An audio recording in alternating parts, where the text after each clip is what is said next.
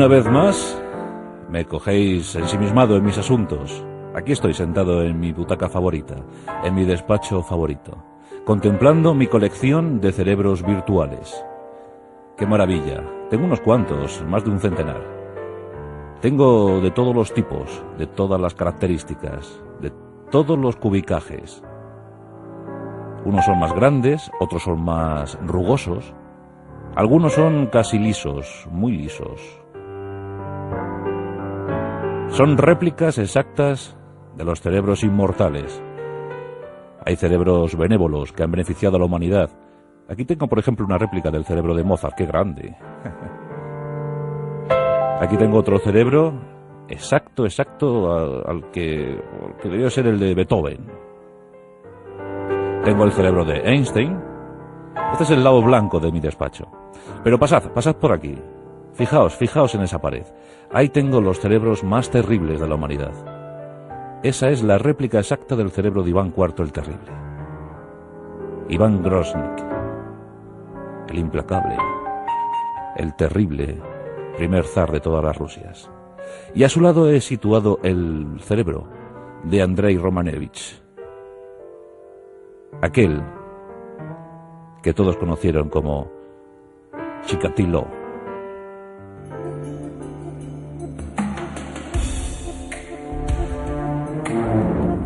Y es que el propio Chikatilo, antes de ser ejecutado, solicitó que su cerebro fuera extraído de su cuerpo. Hizo una petición muy curiosa. Antes de recibir el tiro de gracia, dijo que su cerebro fuera destinado al estudio, que fuera destinado a la ciencia, para que jamás otro como él volviera a aparecer, volviera a nacer. Y creedme que fueron muchos los institutos psiquiátricos que hicieron grandes ofertas para hacerse con el cerebro de Chikatilo. Los japoneses insistieron muchísimo. Todas las instituciones psiquiátricas rusas quisieron el cerebro de Chikatilo. ¿Y por qué querían ese cerebro? Porque jamás se había visto a uno como él. En el ranking de los psico-killers, Andrei Romanevich Chikatilo ocupa sin duda alguna lugar preeminente. Fue el más devastador, el más cruel, el más sanguinario, el más terrible. Fue conocido como la bestia de Rostov. También le conocieron como el destripador, otros como el carnicero. Entre el 22 de diciembre de 1978 y el 6 de noviembre de 1990, acabó con la vida de 53 personas. Sin orden ni concierto. En sus manos murieron niños, niñas, mendigos, prostitutas, vagabundos, gente de aquí y de allá, de toda clase y condición, 53 víctimas mortales. Pero no solo es que los mató, sino cómo acabó con ellos. Una historia cruel a la que ahora nos vamos a enfrentar. Son nuestros pasajes del terror, el terror provocado por humanos.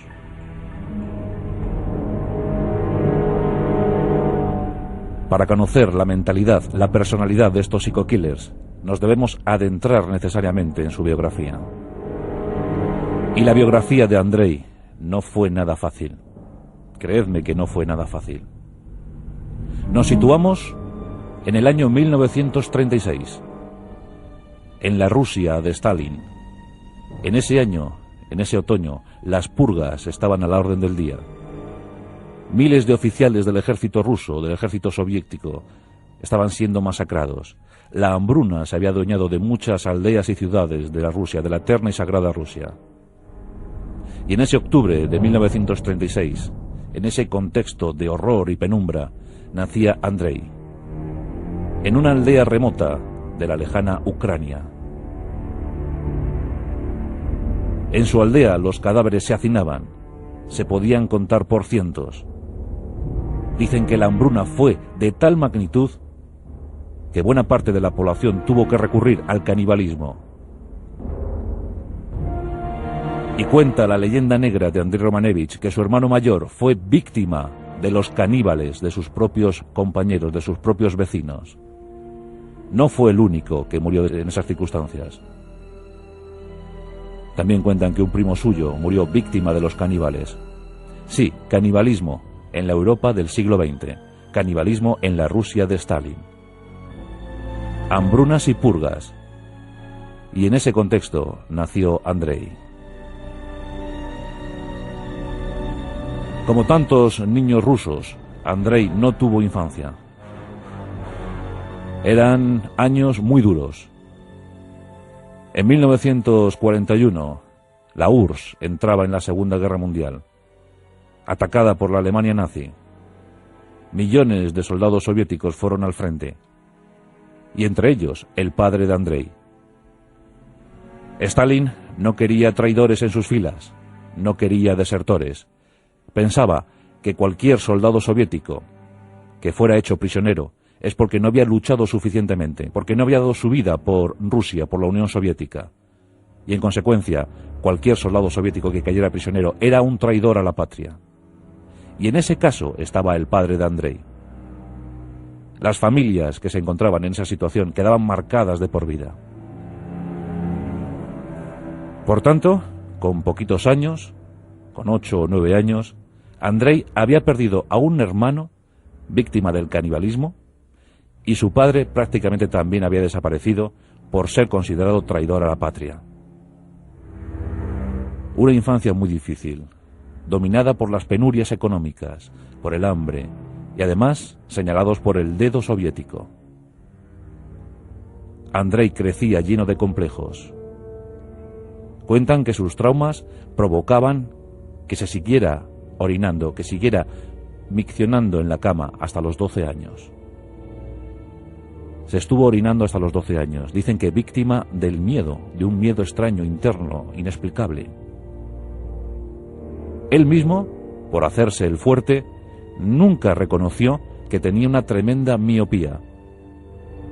Tenía esa miopía, pero no lo reconocía. Veía mal, muy mal. Solo a los 30 años, cuando cumplió 30 años, admitió que le dieran sus primeras gafas. Hasta los 30 años estuvo sin reconocer una miopía.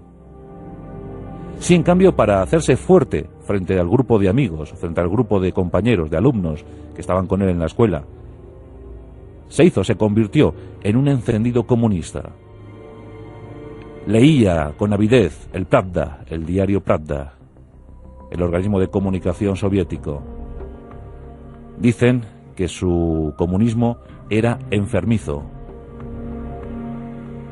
Y así fue creciendo, un adolescente complicado, también marcado por la timidez, enormemente tímido, huidizo. También el sexo le dio la espalda. Era muy difícil para Andrei mantener relaciones amistosas con las chicas de su aldea, de su pueblo, de su ciudad. Era muy difícil. En una ocasión tuvo un amor, su primer amor. La chica no parecía corresponderle. Cuentan que en un intento de acercarse a ella, en un intento de abrazarla, eyaculó en sus pantalones. Solo con el gesto de intentar abrazarla, eyaculó. La candidata a novia huyó despavorida. Andrei estaba deshecho por dentro. Algunos le tachaban de retrasado mental. Pero él se negaba a todo eso y seguía aferrado a su ideología política. Llegó el tiempo del servicio militar y en la mili sus compañeros empezaron a mofarse, empezaron a reírse de él. Esto lo llevaba muy mal, porque escuchaba las sonrisillas, escuchaba las murmuraciones. Sus compañeros decían que era impotente, que no servía para hacer el amor a ninguna chica. Y Andrei lo pasaba muy mal, muy afligido, porque siempre pensó que al fin y al cabo esos compañeros no decían más que la verdad. Por fin terminaron los tiempos de servicio militar. Y su hermana, pues muy apenada por él, le buscó una novia, le provocó un apaño. Le encontró una chica poco agraciada, pero bueno, al fin y al cabo, hija de un minero, y aunque no tuviera muy buena posición, sí por lo menos podía ser una estupenda ama de casa. Prepararon el enlace, muy al pesar de Andrei. Se casaron. Dicen que la primera erección que tuvo Andrei Romanievich la tuvo una semana después de haberse casado. Y fue una erección que apenas duró 3-4 segundos. Aún así, consiguieron tener 2 hijos. Pero según contaba la mujer de Andrei, tuvieron 2 hijos en 2 relaciones que tuvieron. Una vida tremenda, ¿verdad? Una vida que sigue avanzando hasta que la encontramos en el año 1971. Sigue lleno de complejos, lleno de timidez. Es muy difícil que Andrei se pueda relacionar con la sociedad que le rodea, pero intenta prosperar y consigue una diplomatura en la universidad. Esa diplomatura le proporciona un trabajo estatal. Andrei será maestro de escuela. Era el año 1971 y aquí empezó a gestarse la tragedia para Andrei Romanevich y sus víctimas. En su clase había niños que no llegaban ni siquiera a ser adolescentes, niños y niñas. A Andrei le empezó a invadir un sentimiento. Tenía fijación por las niñas menores de 12 años. Eran tiempos muy difíciles para la URSS. Estábamos en plena Guerra Fría y las vicisitudes por las que atravesaba el pueblo ruso eran extremas. Por tanto, no era muy difícil hacerse con los servicios de cualquier prostituta. Fuera niña, fuera adolescente, fuera mayor. Por muy poco, un bocadillo, una botella de vodka, cualquier cosa servía para conseguir los favores sexuales de una mujer. Andrei, ya muy obsesionado por el sexo infantil, dicen que en el internado donde él daba clases siempre procuraba buscar las habitaciones de las niñas para observarlas desde la distancia, mientras se masturbaba. Era algo tremendo, obsesivo. Al final decidió comprarse una choza, una cabaña en las afueras de la ciudad. Y hasta allí llevaba a niñas, adolescentes, para realizar, pues no muchas prácticas sexuales porque era incapaz, no conseguía la erección, era imposible. Sí, en cambio disfrutaba viendo cómo se desnudaban. Ni siquiera podía sospechar el propio Andrei de lo que estaba a punto de suceder. Ni siquiera podía sospecharlo. Finalmente nos encontramos en el 22 de diciembre de 1978. Andrei convence a una pequeña niña de 9 años para que le acompañe a su cabaña. Los grandes asesinos, los terribles asesinos de la historia, tienen 3 fórmulas favoritas para actuar. Una fórmula nos daría, pues el relámpago, así lo llaman los expertos, el relámpago. De forma compulsiva, los killers, los psico-killers, atacan a sus víctimas y las destrozan en pocos segundos. Esa sería la primera fórmula, la compulsiva, el relámpago. La segunda, la emboscada, preparando adecuadamente el momento de actuar. La emboscada a la víctima. Pero la de Andrei era el engaño, era la tercera fórmula, el engaño. Siempre tenía buenas palabras para sus víctimas, siempre tenía el medio y el método para engañarlas, para conducirlas a un lugar lejano y allí dar rienda suelta a su mente turbulenta e inquieta. Su primera víctima se llamaba Lena y, como os digo, tenía tan solo 9 años. Mediante engaño la llevó a esa cabaña y allí empezó a manosearla. Pero, como os digo, no conseguía la erección. En un momento del forcejeo, Andrei le provocó una herida. De esa herida brotó la sangre. Y en ese momento se activó el mecanismo más horrendo en el cerebro de Andrei.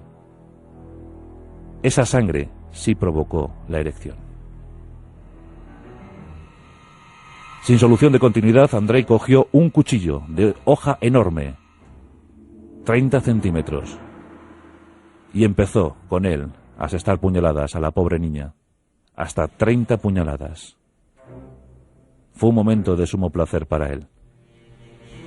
Había empezado el desfile macabro de uno de los tipos más terribles y crueles que ha dado la historia de la humanidad. Era la primera víctima, pero no sería la última. Andrei depositó el cuerpo de la pequeña en un río cercano y dejó que se lo llevara la corriente. Descuidó un rastro de sangre. 2 días más tarde, cuando los policías encontraron el cuerpo de la pequeña, empezaron a indagar y llegaron a la cabaña de Andrei y allí vieron el rastro de sangre. Le preguntaron, pero era un tipo muy normal, tenía 2 hijos, tenía un buen trabajo.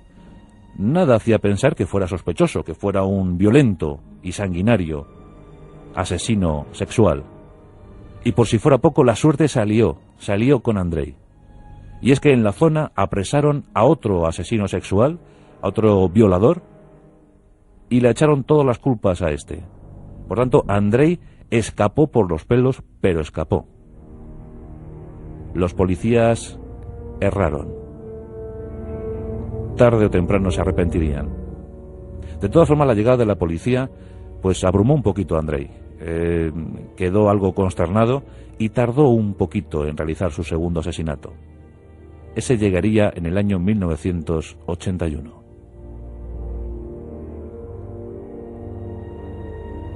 Lania sería su segunda víctima, pero empezó a cogerle gusto a la cosa. Empezó a sacar un placer indescriptible. No violaba a sus víctimas, no las penetraba, pero sí eyaculaba sobre ellas. Sí tenía ese placer de la sangre, ese morboso placer de la sangre. Y por si fuera poco, aquel canibalismo que había hecho estragos en su familia empezó a adueñarse de él. Y esto, si cabe, es todavía más estruendoso, porque empezó a dar tajos a sus víctimas. También una extraña costumbre anidó en el alma de este perturbado mental, y es que comenzó a extraer los ojos de sus víctimas. Seguramente no quería que le vieran mientras actuaba. Fue una costumbre que se mantuvo a lo largo de los años. Extraía los ojos de sus pobres víctimas. No se conformaba con los ojos. También extraía los intestinos, los órganos sexuales. Y ya para rematar la faena, comenzó a masticarlos. Empezó a comer esos intestinos, esos órganos. Se deleitaba comiendo vísceras. Una mente más malvada no se puede concebir. Pero existió. Andrei Romanevich. Siguieron las prácticas. En este segundo asesinato, además, gozó enormemente, porque se sintió como una especie de alocado guerrillero de los bosques. Él admiraba mucho esas historias de partisanos en los bosques sobreviviendo con cualquier cosa. Y cuenta la leyenda de Andrei que cuando mató a su segunda víctima, empezó a bailar como un descosido, como un energúmeno, empezó a bailar en torno a su víctima descuartizada. Era el momento sublime para él, se sentía poderoso. Esa sociedad que le daba la espalda, esa sociedad que le había negado todo, ahora estaba pendiente de él. Sus manos actuaban, sus manos le hacían sentirse un dios. Ya decididamente se volvió loco. Comenzaron los crímenes rituales. El método era exactamente idéntico en todos, pero desconcertaba a la policía, porque no había un patrón que siguiera.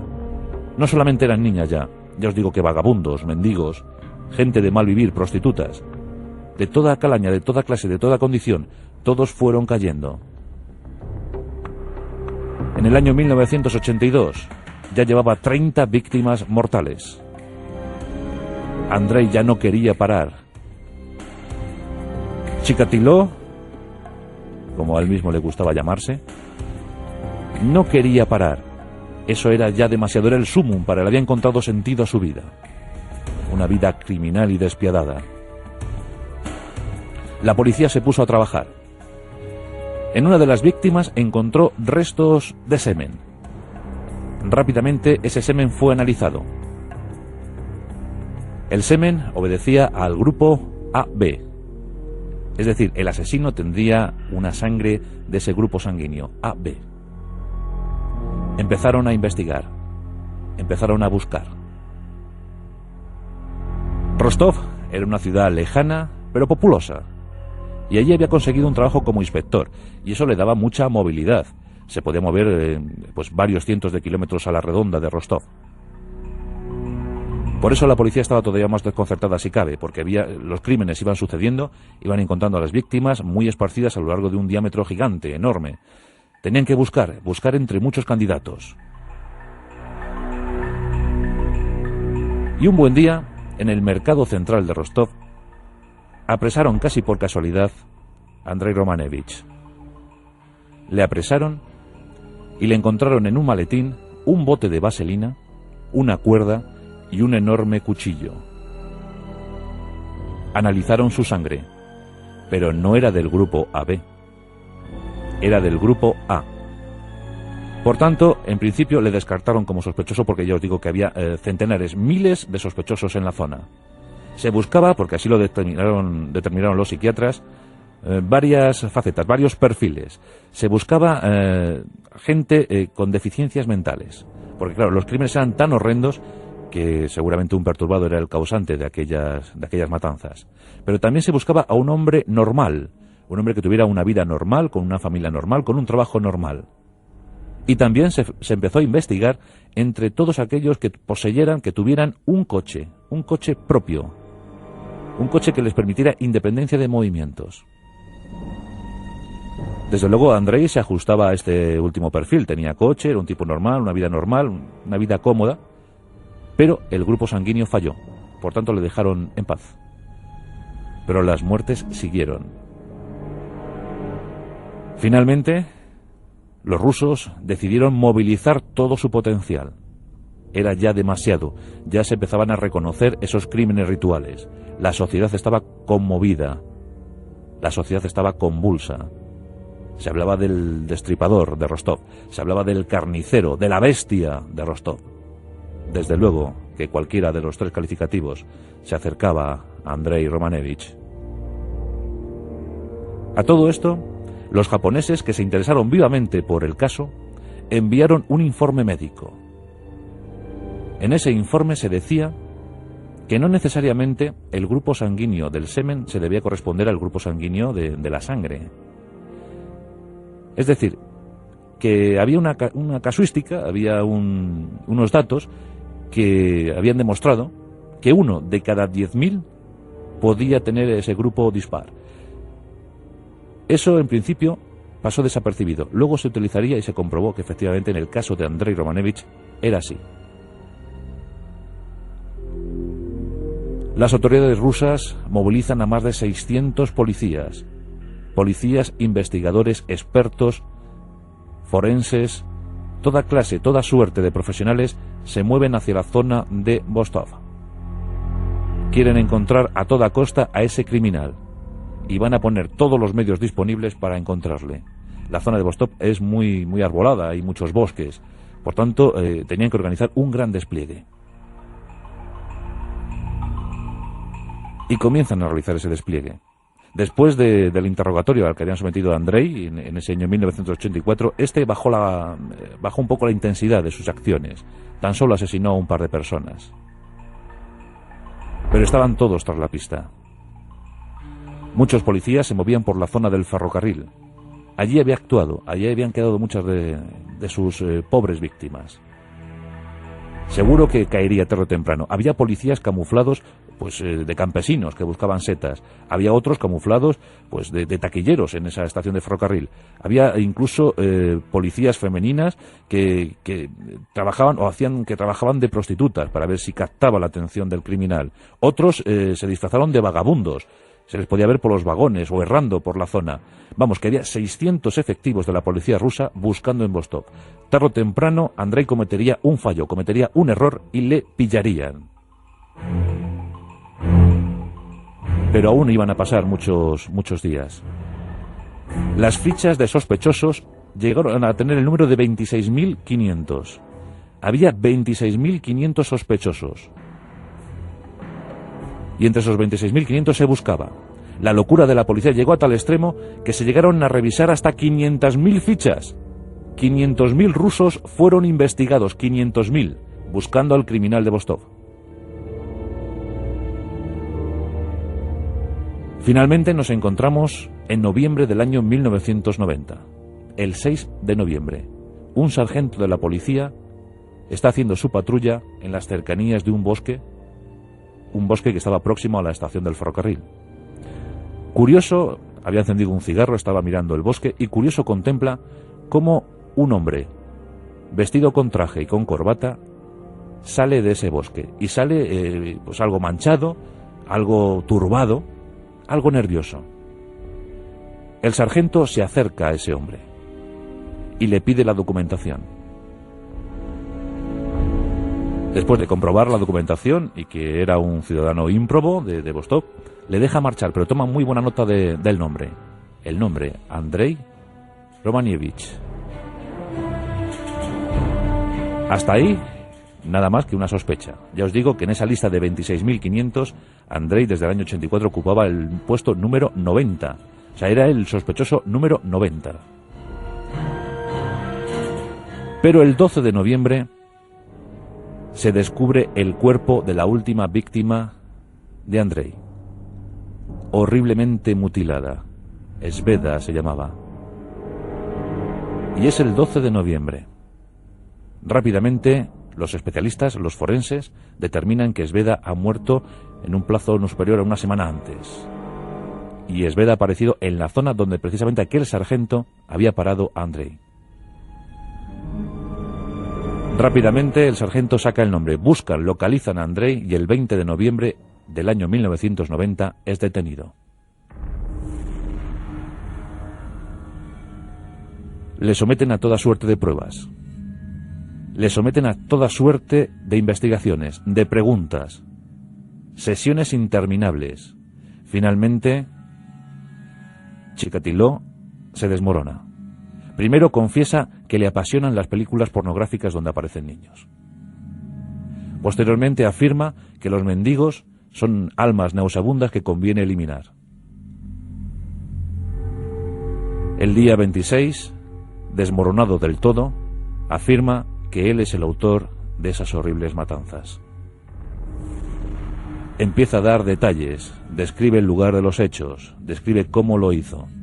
Los policías soviéticos, horrorizados, escuchan estupefactos las narraciones. Andrei incluso concibe la posibilidad de que le dejen vivo por haberse convertido en una celebridad. Todo el mundo quiere saber de él. Lo mismo le dejan como un espécimen curioso para ser investigado por la ciencia. Incluso piensa que va a ser alguien célebre, que hasta incluso le van a dar como una pensión, como un alojamiento de por vida mientras le investigan, que va a ser bien tratado por la ciencia. Y por eso colabora de forma muy decidida. Y dice dónde fue este, dónde fue aquel, cómo mutiló a aquella, cómo le cortó el cuello al otro. Cortaba cabezas, cortaba miembros. Dicen que masticaba también los órganos viriles de los hombres. Masticaba los úteros. Le encantaban los intestinos. Disfrutaba enormemente metiendo el cuchillo en el cuerpo de sus víctimas. Todo eso se lo contaba a los policías curtidísimos de la URSS. Y el juicio llegó. Fue algo tremendo, algo que conmocionó a la sociedad rusa. Los familiares de las víctimas se agolpaban en los juzgados de Rostov. Chikatilo fue metido en una jaula de metal para protegerle de las airadas reacciones de los familiares. Todos querían acabar con él. Estaban estremecidos. No podían concebir que un criminal, que una bestia de esa calaña hubiese nacido entre ellos. Siempre una cuerda de policías y de soldados protegía la jaula de metal de Chikatilo. Este además había rasurado su pelo y mostraba siempre muy nervioso, como muy excitado, como haciendo ver que era un enfermo mental. Los psiquiatras dijeron que no era un enfermo mental, que todo lo había hecho y concebido fríamente, que lo había hecho porque así se sentía poderoso, y era la única forma de sentirse poderoso, pero que no, de ninguna manera, era un enfermo mental. Centenares de familiares lloraban en las puertas de los juzgados, pedían, exigían justicia, querían un linchamiento popular. Por fin, en 1992, se dictó sentencia. La bestia de Rostov fue condenada a muerte. Y en Rusia, la pena de muerte, además, se hace de una forma muy especial. Se hacía de una forma muy especial. Los condenados a muerte esperaban en una especie de pasillo, de corredor, y nunca sabían en qué fecha les iban a justiciar.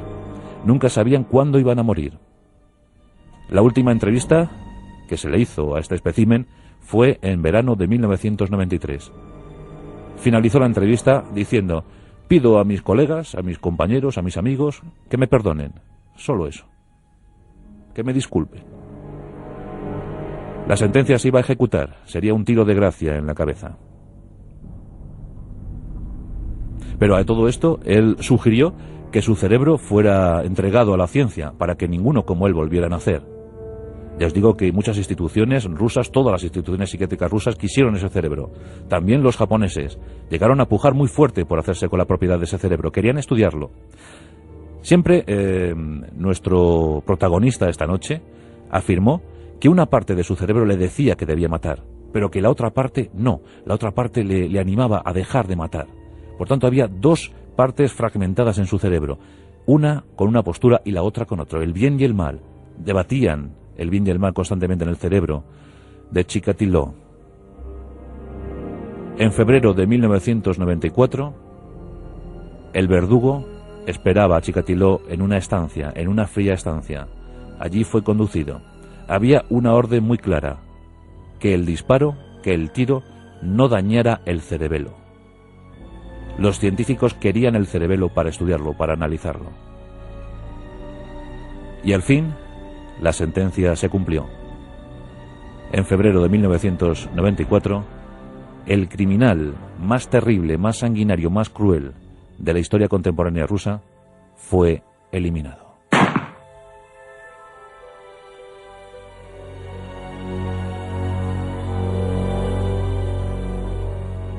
Esta es la historia de Andrei Romanevich Chikatilo. Nunca sabremos cuál fue su último pensamiento. Ojalá Dios le haya perdonado, porque lo que es en la tierra, creo que no.